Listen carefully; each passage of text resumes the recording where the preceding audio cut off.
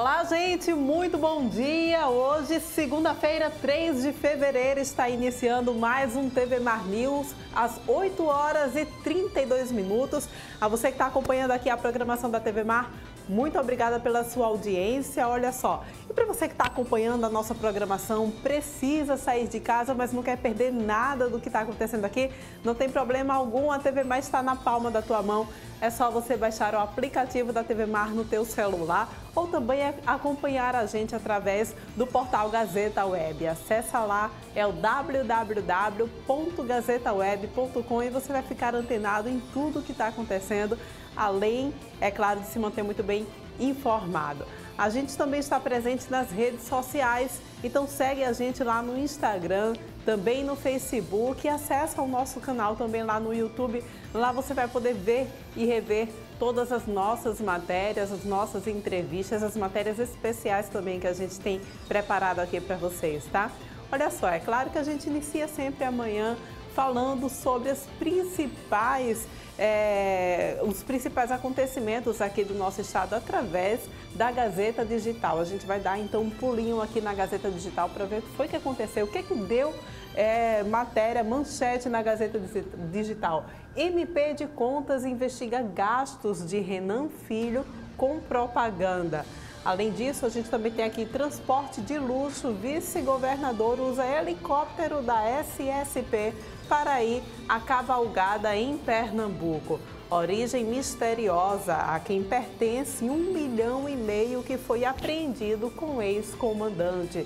Governo abandona ponte de mais de 7 milhões em Rio Largo. Essas e muitas outras informações você vai ter através aqui da Gazeta Digital, que você pode acessar no site aí da Gazeta Digital, tá certo? Olha só, gente, a gente também vai iniciar amanhã de hoje, como sempre, falando sobre o App Vida, não é isso? Esse que é o melhor plano de saúde aí completo para você, para toda a sua família. Se você ainda não tem essa segurança de para onde, a quem recorrer na hora que o cinto aperta, tá aí então esse plano de saúde aí, tá certo, gente? Vamos então iniciar amanhã da gente falando sobre corte de energia? Pois é, corte de energia. Se você de repente tem alguma dúvida, precisou de repente saber quais são as regras que norteiam essa questão, a gente vai conferir agora na matéria de Fernando Palmeira. Superando as empresas de telefonia em Alagoas, a Equatorial está batendo recorde de reclamações. Reclamações de todos os tipos e até na troca do marcador de consumo de energia já há problema.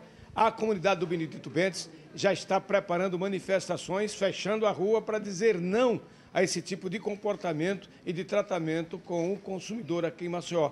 Nós estamos no Procon Alagoas para saber como está essa demanda e quais as formas que o Procon está encontrando para resolver essa gama enorme de reclamações junto à entidade. Estou aqui com Gabriela Sampaio, que é gerente de decisão do Procon Alagoas, e nos fala sobre como está lidando com essa demanda tão elevada. Realmente houve um aumento na demanda significativa de reclamações aqui no Procon referente à concessionária de energia elétrica que é a Equatorial hoje, né? Mas assim, pensando nisso, atendendo essa demanda, na última sexta-feira, o nosso presidente do Procon Alagoas, Daniel Sampaio, ele se reuniu com alguns representantes da Equatorial para alinhar a conduta da empresa, né, a proteção do direito do consumidor. Foi uma reunião produtiva, vai ser instaurado aqui no Procon a CIP com a Equatorial, que é um procedimento de carta preliminar, que a gente tem um canal direto com a empresa para resolver as demandas do consumidor de forma mais rápida, né? De forma que ele não precisa esperar a audiência de conciliação. Então, eu acho que vai ser bem benéfico para o consumidor isso, né? E existem algumas proteções do nosso estado em relação ao corte de energia elétrica, que eu acho que é a maior no ranking de reclamação, né? Que, assim, a partir do dia de 13 de janeiro desse ano, entrou em vigência aqui no estado uma lei estadual que veda a suspensão do serviço público pela concessionária de serviço público, inclusive de energia elétrica, a fazer o corte, por exemplo, dia de sexta-feira, sábado, domingo, feriado, véspera de feriado, para garantir ao consumidor um dia útil subsequente para ele resolver a situação, regularizar, né? Esse corte deve ser feito em horário comercial, de 8 da manhã às 6 da tarde, então é uma proteção ao consumidor também em relação a isso, né? E assim, uma grande reclamação e dúvida também dos consumidores é muito em relação à inadimplência. Quanto é que a empresa pode fazer o corte, se há um prazo mínimo, né? Então, assim, a empresa ela tem um prazo mínimo de 15 dias após a notificação do corte para realizar aquele corte. Quer dizer que se ela notifica o consumidor hoje do corte, ela só pode efetuar o corte no 16º dia subsequente, né? Essa notificação ela deve ser feita de forma presencial e escrita ou alternativamente vir em destaque na fatura. Eu acho que essa assim, é um ranking que todo mundo tem dúvida, né? Então é 15 dias após a notificação do corte.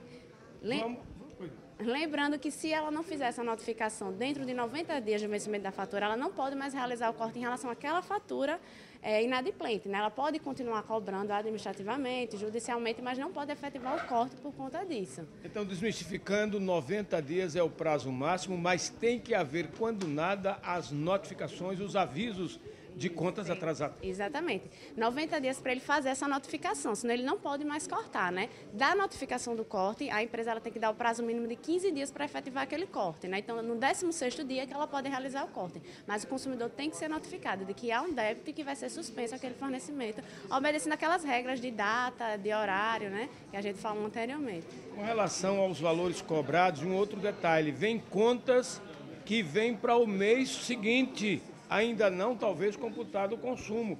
Muitas questões sobre isso também são suscitadas. A conta vem antecipadamente ao mês que não venceu e nem houve consumo. Como é que a Equatorial está explicando isso para o PROCON? Tem uma resolução da ANEEL, né, que é a Agência Nacional de Energia Elétrica, que ela regulamenta todos esses detalhes, inclusive o prazo mínimo que pode ser aferido, né? Então, assim, ela deve obedecer essa resolução e, assim, o PROCON está bem atento a esse aumento de demandas, né? Então, a gente está, assim, instaurando procedimentos administrativos, basta que o consumidor venha aqui, denuncie e a gente vai tomar as medidas cabíveis para coibir qualquer prática abusiva contra o consumidor. Em um dado momento foi questionado lá com o pessoal da administração da empresa fornecedora de energia, por que a cobrança vem antecipada? Ela se diz que se refere a contas pretéritas. Isso deve proceder?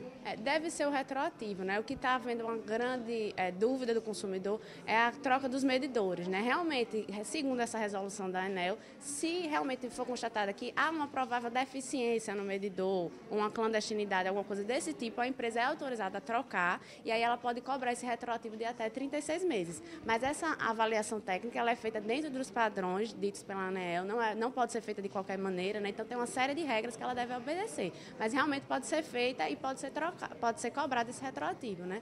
Fique à vontade para orientar aquilo que achar melhor, frisar bem, orientar bem ao consumidor para que tenha essa expectativa de resolutividade de todos esses problemas que estão afetando ao consumidor, principalmente no fornecimento de energia em nossa capital e em Alagoas como um todo.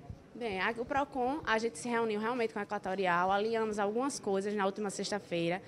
Vamos fazer esse procedimento de CIP, a gente vai ter um canal de atendimento rápido com a Equatorial para resolver esse maior número de demandas, né? Espero que a empresa agora fique alinhada, né, com o direito do consumidor, para que tenha cada vez mais uma relação de consumo saudável, mas o consumidor que tiver qualquer dúvida pode entrar em contato com a gente através dos nossos canais de atendimento, o WhatsApp, o 51, a sede, os JAS, estamos à disposição para esclarecer qualquer dúvida e o consumidor que se sentir lesado, achar que alguma prática abusiva foi cometida contra ele, também pode se dirigir até nós, munido da documentação do caso concreto, munido da sua documentação pessoal e a gente vai instaurar o processo devido aqui administrativo e se for constatada alguma prática abusiva, algum ferimento a essa relação de consumo, a gente vai tomar as medidas cabíveis, com certeza, para coibir essa prática. Estamos à disposição do consumidor alagoano. Deixando você, consumidor, já que estamos diretamente do PROCON Alagoas, o telefone direto de contato para que você tenha as primeiras informações e orientações para não ter que vir aqui ao centro de Maceió, na Rua do Livramento, que nos livre desses males,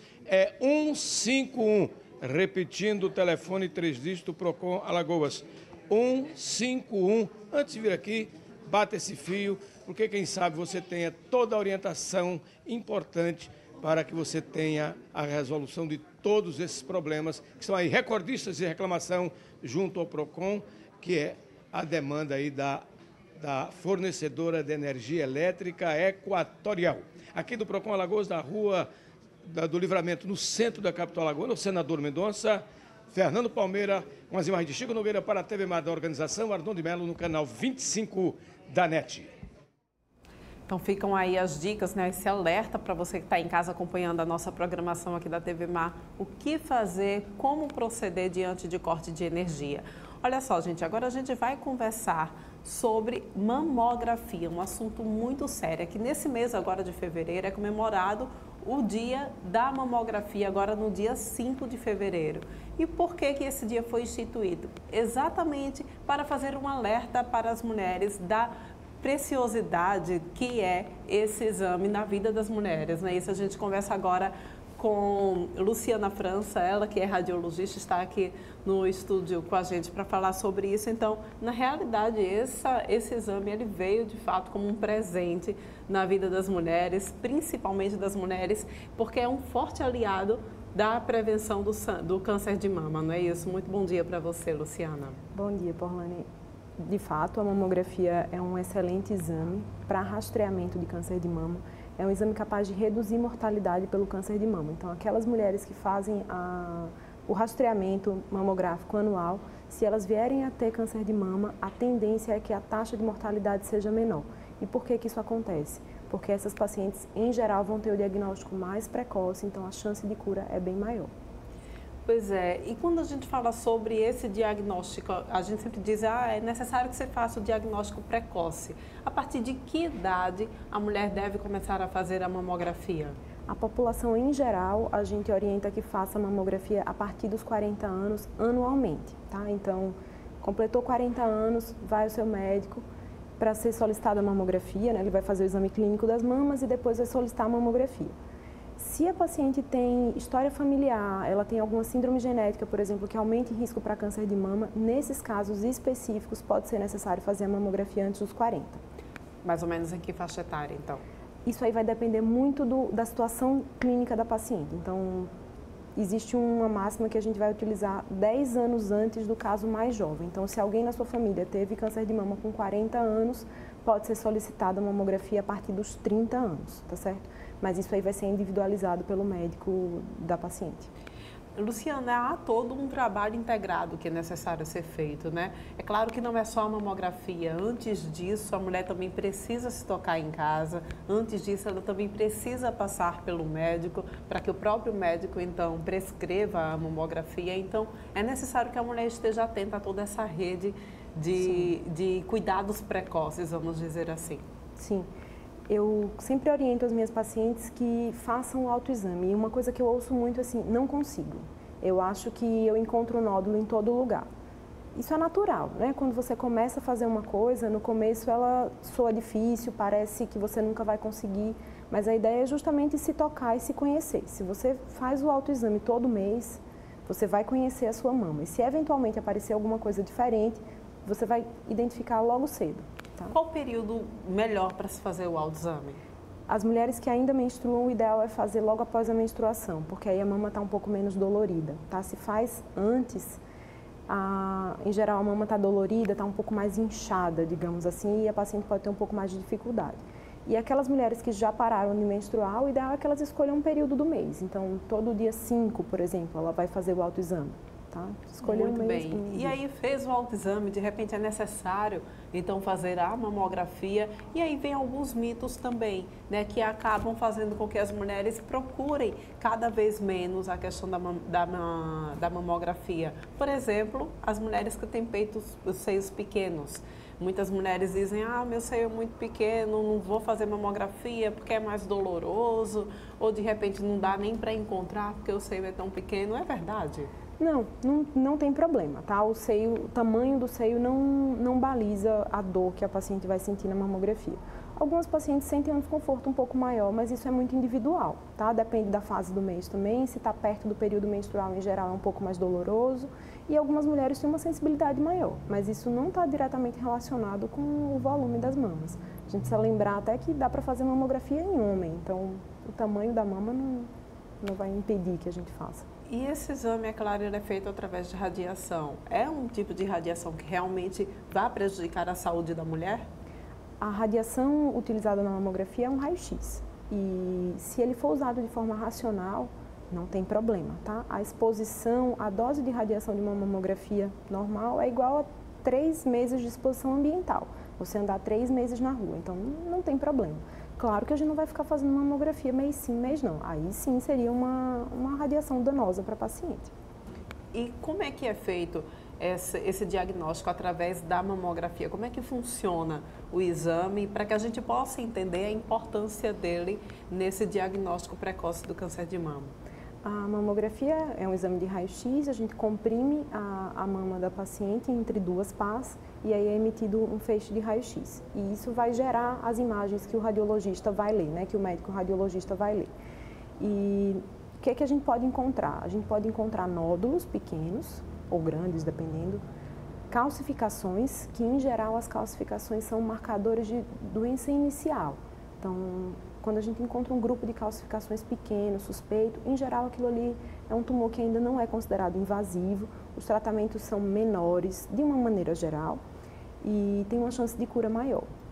Podemos encontrar distorções arquiteturais também, que é como se o parênquima tivesse distorcido, mexido. Todas essas alterações podem ser sinais de câncer. Então, eu queria que você pudesse reforçar para o pessoal de casa sobre essa necessidade de se fazer a mamografia anualmente e de se procurar, é claro, também um médico profissional que ele possa prescrever esse tipo de exame, né? Sim, é muito importante a avaliação clínica, tá, das mamas dessas pacientes. Elas precisam ir aos seus médicos, seu ginecologista, seu mastologista anualmente. Ele vai prescrever, avaliar a necessidade da mamografia e depois fazer o exame, né? Obviamente. É importante lembrar, a mamografia é o único exame de rastreamento que reduz mortalidade pelo câncer de mama. Então, por isso que ele é tão importante. Todos os outros exames têm importância no diagnóstico, mas a mamografia, ela é comprovadamente um método que reduz mortalidade. Então, por isso que é tão importante. É um exame que é rápido, é um exame fácil de ser feito e que pode salvar vidas. Então, por isso que a gente insiste tanto nisso. Indo fazer esse exame, Luciana, existem alguns cuidados que a mulher deve tomar, não é isso? Existe um período certo, existem alguns materiais que a gente não pode utilizar, por exemplo, desodorante. Por que não pode utilizar desodorante? Explica pra gente quais são esses cuidados que a gente deve tomar. Idealmente fazer após o período menstrual, porque o desconforto vai ser menor. O desodorante a gente pede para não usar, porque dependendo do desodorante, ele tem alguns metais, e esses metais podem ficar impregnados na pele, e naquele momento, na hora do exame, ele ser confundido, por exemplo, com calcificações. Tá? Então, é só por isso mesmo que a gente pede para não usar, para não ser um fator confundidor, não gerar confusão. E existem também outros cuidados? A mulher não pode estar com brincos? Isso, mas isso a gente retira tudo na hora, não tem problema. Só coisas grandes, tá? Para não gerar artefato na hora da aquisição das imagens. Mas isso a gente tira na hora, não tem problema. Agora, eu acho que um fato que acaba se tornando preocupante, né, é que, infelizmente, a gente ainda tem um número de mamografias pequeno sendo feitas por mulheres, né? Por exemplo, a gente estava dando uma olhadinha aqui nos dados, em 2018 foram realizadas 37 mil mamografias nos municípios alagoanos, quando o esperado era que fossem realizadas 154 mil mamografias, porque ainda é uma tecnologia que salva vidas e que ainda não está disponível para todas as pessoas. Infelizmente, esses dados são reais, especialmente nas cidades do interior, em que a disponibilidade de aparelhos é menor, às vezes o acesso da paciente é difícil, ela depende de um transporte para chegar, né, nos aparelhos, nos centros onde se faz mamografia. E tem a questão da conscientização também, que ainda hoje a gente encontra mulheres que têm uma certa dificuldade em aceitar o exame, elas correm do exame. Então, tem esses dois fatores que devem ser considerados nesses dados. Luciana, dá aquela reforçada, então, para o pessoal em casa, que é sobre a necessidade de se fazer o exame? De novo, mamografia é o único exame de rastreamento capaz de reduzir mortalidade pelo câncer de mama. É um exame rápido, é um exame fácil, a dor é tolerável, tá? Eu falo que é um desconforto e ele é muito variável de mulher para mulher. Então, em nome da redução da mortalidade, em nome que ele pode salvar uma vida, vão fazer a mamografia pelo menos uma vez no ano, façam o autoexame das mamas, que isso você tem o poder na sua mão, independente. Por exemplo, fez a mamografia esse mês, dali a 5, 6 meses, palpou alguma coisa diferente, volta no seu médico, porque precisa ser reavaliado, tá? Ok, eu agradeço muito a sua participação aqui no TV Mar News, gente, reforçando para o dia 5 de fevereiro, que é então instituído aí o dia da mamografia. Então fica aí mais essa ferramenta de conscientização para você. A gente vai agora para um rápido intervalo e volta daqui a pouquinho com muito mais informações no seu TV Mar News.